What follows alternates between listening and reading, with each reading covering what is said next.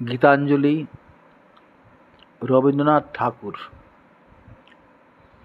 সীমার মাঝে অসীম তুমি, বাজাও আপন সুর।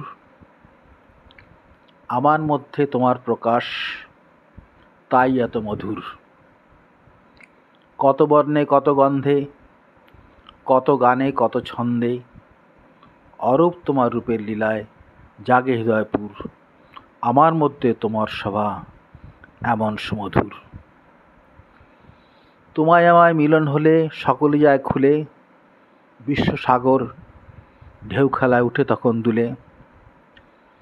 তোমার আলোয় তাই তো ছায়া আমার মাঝে পায় সে কায়া, হয় সে আমার অশ্রু জলে সুন্দর বিধুর। আমার মধ্যে তোমার শোভা এমন সুমধুর।